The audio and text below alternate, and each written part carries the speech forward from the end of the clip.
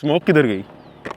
Well as you guys know कि smog एक national disaster है जिससे हमें हर साल जूझना पड़ता है। और अभी मैं बैठा हुआ हूँ ओखला OKT के ऊपर, जो कि एक इलेक्ट्रिक स्कूटर है, यानी ये बिजली पे चलती है और इसकी स्मोक के अंदर ज़ीरो कंट्रीब्यूशन है क्योंकि इस बाइक की ज़ीरो एमिशन है। It looks very basic but very decent, under the radar रहता है। इसके अंदर जो फिलहाल बॉडी कलर है हमारे पास वो ब्लैक है, इसके अंदर रेड भी आता है, वाइट भी आता है, और जो ब्लैक कलर है वो मेरे ख्याल से सबसे डिसेंट लगता है। इसकी जो हेडलाइट्स हैं वो बीइंग एन LED काफ़ी पावरफुल है, आपकी रोड की विजिबिलिटी उससे काफ़ी अच्छी आती है। जो इसकी हाई बीम है उसकी जो पोजिशनिंग है ना वो इतनी अच्छी नहीं है, लेकिन ऑफकोर्स आप अपनी हेडलाइट्स को तो कहीं से भी एडजस्ट करवा सकते हैं। अगर उसके नीचे आए तो ये इसके शॉक एब्जॉर्बर है, उसके ऊपर ओखला की ब्रांडिंग हुई हुई है। यहाँ पे इसकी फ्रंट डिस्क ब्रेक है विच इज़ क्वाइट पावरफुल, आपको अच्छी ब्रेकिंग प्रोवाइड करती है।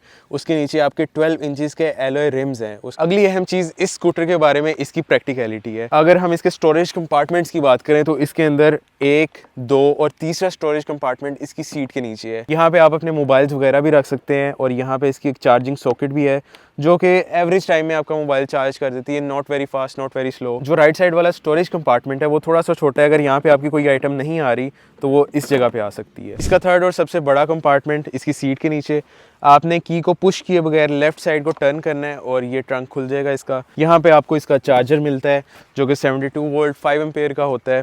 आपने अगर ये निकाल देंगे तो यहाँ पे एक बड़ा साइज़ का हेलमेट आ सकता है, लेकिन अगर आप अपना चार्जर यहाँ पे रख भी लें फिर भी काफ़ी जगह बची हुई है। अगर आप इस साइड पे देखें तो यहाँ पे एक मेन स्विच है, खुदा ना ख्वास्ता कोई इलेक्ट्रिकल मसला हो जाता है, कोई हैज़र्ड हो जाता है, या आपका जो स्विच है ऑन ऑफ का वो नहीं चल रहा, तो यहाँ पे एक मेन स्विच है जिससे आप इस बाइक को ऑन या ऑफ कर सकते हैं, जो कि इसकी मेन पावर कट कर देगा और आपने सीट को वापस रखना है और सीट लॉक हो जाएगी। Coming to the instrument cluster of this scooter, जब आपने इसको स्टार्ट करना है तो यहाँ पे एक छोटी सी एनिमेशन आती है लाइट्स की, और उसके बाद ये स्टार्ट हो जाती है। यहाँ पे आपकी स्पीड है, और जब आपकी जो बाइक है वो पार्किंग में है वहाँ पे P लिखा हुआ है, आपका बटन जो है पार्किंग का वो भी मौजूद है, आप इसको दबा के भी पार्किंग से हटा सकते हैं। लेकिन अगर आप बाइक को सीधा करके इसका स्टैंड ऊपर करेंगे तो भी ये पार्किंग से हट जाएगी। उसके अलावा उसके नीचे आपका ओडोमीटर है, जब आपने बाइक को रीस्टार्ट किया है तो वो रीसेट हो जाएगा और जो आपका एक ट्रिप है उसके किलोमीटर्स बताएगा। लेकिन जब आप इसको स्टार्ट करते हैं और बाइक को चलाते नहीं हैं तब आपका ओवरऑल जो बाइक चल चुकी है वो आ रही होती है माइलेज। और इसकी बैटरी इंडिकेशन के अंदर जो मुझे एक कमी फील होती है वो ये है कि इसके अंदर कोई आपको परसेंटेज नहीं नज़र आ रही होती।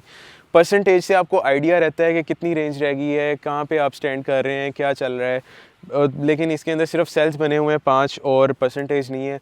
अगर परसेंटेज नहीं है तो वो रेंज दे सकते थे, लेकिन इसमें रेंज भी नहीं आपको नज़र आती। ऑफ कोर्स जैसे मैंने पहले बताया था कि ये एक एंट्री लेवल स्कूटर है, जो इसके हायर वेरिएंट्स हैं, हायर मॉडल्स हैं जो कि ऑफ कोर्स काफ़ी एक्सपेंसिव हैं, उनके अंदर आपको ये सारी ऑप्शंस मिलती हैं, आपको रेंज भी नज़र आ रही होती है। अभी हम ओखला का एक ओमेक्स भी टेस्ट कर रहे हैं जो कि काफ़ी एक्सपेंसिव स्कूटर है, और उसके अंदर इसकी रेंज वगैरह सारा कुछ नज़र आ रहा होता है। आई थिंक फ्यूचर में इनको इसके अंदर ये ऐड करना चाहिए, which is a nice feature to have. आपको आइडिया रहता है, आपकी एंग्जाइटी के अंदर कमी आती है। इंस्ट्रूमेंट क्लस्टर के राइट साइड के ऊपर आपके मोड्स हैं जिनको आप गेयर्स भी कह सकते हैं। जो फर्स्ट मोड है वो स्लोएस्ट मोड है, यहाँ पे आपकी जो स्कूटर है वो तकरीबन 25 की स्पीड मेंटेन करती है। सेकंड मोड के ऊपर जो है यही स्पीड 35 की हो जाती है, और जो थर्ड मोड है द फास्टेस्ट मोड, यहाँ पे आपकी बाइक मीटर के ऊपर जो मैक्स जाती है, जो मैंने टेस्ट किया वो 52 है। वैसे जो कंपनी की तरफ से क्लेम्ड स्पीड है वो 50 है। स्टाइलिंग में अगर स्कूटर के साइड पे देखेंगे तो थ्रू आउट द स्कूटर एक शाइनी पैनल जा रहा है, पे ओखला की ब्रांडिंग हुई हुई है। पीछे देखेंगे तो इसकी जो रेयर ब्रेक लाइट्स हैं, if I press the brakes these are very beautiful lights, और I really like them, design बड़ा अच्छा है। उसी के अंदर इसके इंडिकेटर्स भी मौजूद हैं। इलेक्ट्रिक स्कूटर्स के अंदर जो सबसे बड़ा कंसर्न होता है वो इनकी रेंज होती है। जो कंपनी इस स्कूटर की रेंज क्लेम करते हैं वो तकरीबन 100 किलोमीटर्स है। अगर आप इसको स्लोएस्ट मोड पे चलाएं which is the first mode, उसके ऊपर इसकी रेंज आपको 110 किलोमीटर्स भी मिल सकती है, विच इज़ अमेजिंग। अगर आप एक फ़ीमेल हैं आपके लिए तो परफेक्ट है, क्योंकि females of course higher speeds पे नहीं जाती, उनको स्पीड का कोई इतना शौक नहीं होता और सेफ़ रहना चाहिए, उसके लिए इसकी रेंज काफ़ी अच्छी है। रेंज एंग्जाइटी के इतने इश्यूज़ नहीं हैं इस स्कूटर के अंदर। अगर हम बैटरी की बात करें तो इसके अंदर ग्राफीन बैटरी होती है। अगर हम इसकी चार्जिंग स्पीड की बात करें तो ये स्कूटर जो है वो तकरीबन 6 घंटों में चार्ज हो जाता है। सो लेट्स से अगर आप ऑफिस जाते हैं स्कूटर के ऊपर, या आप स्कूल या कॉलेज जाते हैं स्कूटर के ऊपर, तो आप इसको 2 से 3 दिन के बाद, अगर आपका डेली का जो डिस्टेंस है वो ट्रैवल डिस्टेंस वो तकरीबन 20 किलोमीटर है, 10 किलोमीटर आना 10 किलोमीटर जाना, तो आप इस स्कूटर को अगर फुल स्पीड में भी चलाएं तो 3 दिन ये आपकी निकाल सकती है, विच इज़ अमेजिंग। अगर हम इसकी मोटर की बात करें तो इसके रेयर टायर्स के अंदर ये इसकी मोटर मौजूद है, and this is a 1000 watt motor, और जो इसकी पीक पावर है वो 2500 वाट्स है। और जैसे मैंने बताया कि आपको 50 किलोमीटर्स पर आवर की स्पीड पे लेके जा सकती है। और 50 के बाद जाके इसकी स्पीड लॉक हो जाती है। इसका मतलब ये है कि जब इसके ऊपर मैक्स लोड होता है, जो कि इसका रिकमेंडेड मैक्स लोड है 150 किलोग्राम्स, 2 बंदे बैठे हैं और 150 किलो से ज़्यादा भी हैं, और चूँकि इसकी मोटर में पावर ज़्यादा है और वो लॉक की हुई है, तो जब आप किसी अंडरपास पे चढ़ रहे हों या आप किसी चढ़ाई पे चढ़ रहे हों तो ये अपनी स्पीड कम नहीं करती। और अब मैं आपको लेके चलता हूँ इसकी एक राइड के ऊपर और आपको बताता हूँ कि इसकी जो राइडिंग क्वालिटी और कंफर्ट है वो कैसा है, क्या चीज़ें हैं जो मुझे फ़ील हुई और क्या एंग्जाइटीज़ हैं जो मुझे इस बाइक को चलाते हुए फ़ील हुई। जो सबसे पहले मैं चीज़ डिस्कस करना चाहूँगा वो इसके शॉक एब्जॉर्बर्स हैं। फ्रंट और रेयर पे दोनों पे शॉक एब्जॉर्बर्स मौजूद हैं, लेकिन जो टायर्स का साइज़ है वो थोड़ा सा स्मॉल है, तो इस वजह से जो इसकी शॉक्स को एब्जॉर्ब करने की कैपेबिलिटीज़ हैं वो थोड़ी सी कम है। अगर आपकी स्ट्रेट रोड्स हैं, जैसे कि आप एक कॉलोनी के अंदर चला रहे हैं या किसी भी हाईवे के ऊपर चला रहे हैं, then it's a smooth ride, कोई मसला नहीं है, इट इज़ सो गुड। लेकिन अगर आप किसी बम्पी रोड पे चला रहे हैं तो आपको नॉर्मल बाइक से ज़्यादा बम्प्स फील होंगे। उसकी रीज़न ये है कि ऑफ कोर्स मैंने बताया कि जो इसके टायर्स का साइज़ है ना वो काफ़ी छोटा है, स्कूटर है, स्कूटर्स का साइज़ छोटा ही होता है, तो जो शॉक एब्जॉर्ब करने की कैपेबिलिटीज़ होती हैं ना और जो सस्पेंशन का ट्रैवल होता है वो कम हो जाता है, तो उस वजह से इसमें बम्प्स थोड़े ज़्यादा फील होते हैं। ऑफ कोर्स बाइक का साइज़ भी छोटा है। उसके अलावा अगर रोड सीधी है तो there is absolutely no issue, बहुत मज़े की राइड है। और जो इसमें जो इंस्टेंट आपको टॉर्क मिलता है वो भी इतना मज़े का है कि ना आपको कहीं से फील नहीं होता कि आप कोई स्कूटर चला रहे हैं। It feels very fast. Comfort के अंदर जो दूसरी चीज़ मैं डिस्कस करना चाहूँगा वो इसकी सीट्स हैं।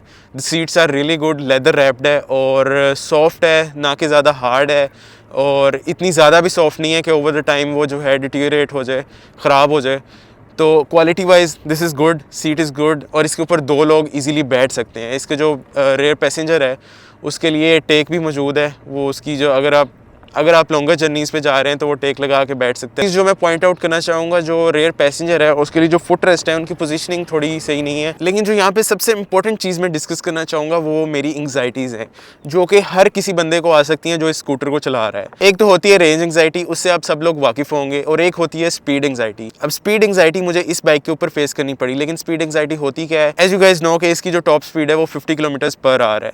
Now if you are on a highway और आपने किसी चीज़ को ओवरटेक करना है और उसकी स्पीड भी 50 है, तो आप उसको ओवरटेक नहीं कर सकते क्योंकि आप उसके बिल्कुल पैरेलल जा रहे होंगे। नाउ लेट्स सपोज कि आपके ओवरटेक के दौरान आपके पीछे भी एक गाड़ी आ गई है फास्ट लेन के अंदर और जो रोड है वो 2 लेन है, तो अब पिछली गाड़ी भी आपको प्रेशराइज़ करेगी कि आप आगे गुजरो, लेकिन आपकी बाइक में एक कैपेसिटी नहीं है आगे जाने की क्योंकि आपके जो जिसको ओवरटेक कर रहे हैं वो भी 50 की स्पीड पे जा रहा है।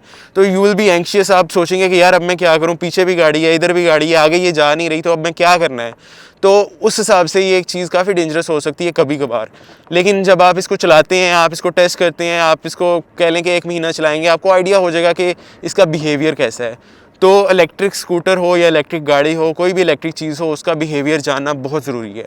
आपने इसका बिहेवियर जानना है कि आप कहाँ पे ओवरटेक कर सकते हैं, आपको रीड करना पड़ता है रोड को कि जो आगे बाइक या गाड़ी या कोई भी चीज़ ट्रक जा रहा है उसको मैं ओवरटेक कर भी सकता हूँ या नहीं, क्या वो ओवरटेक के दौरान अपनी स्पीड तो नहीं तेज़ कर लेगा और मैं फंस जाऊँगा फास्ट लेन के अंदर। तो इस तरह की चीज़ों का बहुत ख्याल रखना पड़ता है इसके अंदर। अदर दैन दैट इसके अंदर कोई इशू नहीं है। अगर हम ब्रेकिंग की बात करें, इसके अंदर डिस्क ब्रेक्स आती हैं, फ्रंट पे डिस्क ब्रेक्स हैं, बहुत अच्छी उसकी परफॉर्मेंस है, रेयर ब्रेक्स भी बहुत अच्छी हैं। There are absolutely zero complaints about the breaks.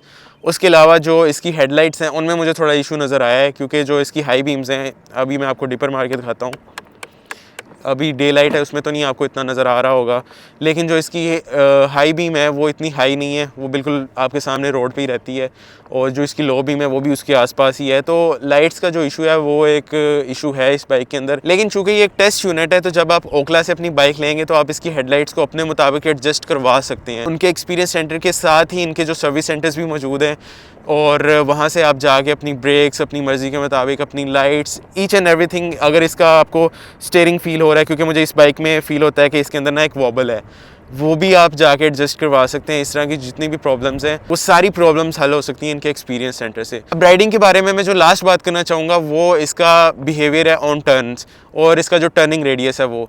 Now let's suppose you are on third mode, जो कि फास्टेस्ट मोड होता है, और आपको यू टर्न ले रहे हैं, आपने थोड़ा सा थ्रोटल देना है, तो इसकी जो एक्सेलरेशन है वो इतनी तेज़ है कि ना ये आपके आउट ऑफ कंट्रोल होती है और आपको ऐसे लगता है कि आप गिरने लगे हैं। इस मसले को टैकल करने का जो मैंने तरीका निकाला है ना वो ये है कि आप कोई भी यू टर्न ले रहे हैं या टर्न ले रहे हैं और आपको पता है कि बाइक जो है आपसे आउट ऑफ कंट्रोल हो सकती है, स्पेशली द वीमेन, अगर आपका पाँव नहीं लग रहा है या आपको वो प्रोसेस नहीं कर पा रहे कि मैंने कैसे बचना है, तो सबसे ईजीएस्ट वे जो मैंने तलाश किया वो ये है कि आप फ़ौरन इसको फर्स्ट मोड पे डालें, क्योंकि आपके बिल्कुल राइट हैंड के थंब के ऊपर इसका बटन है।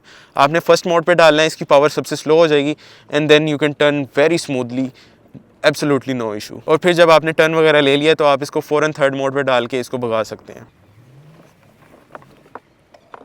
Now it's time to give my final verdict on the Okhla OKT कि आया ये बाइक आपको लेनी चाहिए, नहीं लेनी चाहिए, कोई और स्कूटर देखना चाहिए या ओखला की और प्रोडक्ट्स को देखना चाहिए। वेल उससे पहले मैं जो एक और इम्पॉर्टेंट चीज़ पे बात करना चाहूँगा वो है इसकी आफ्टर सेल सर्विसेज।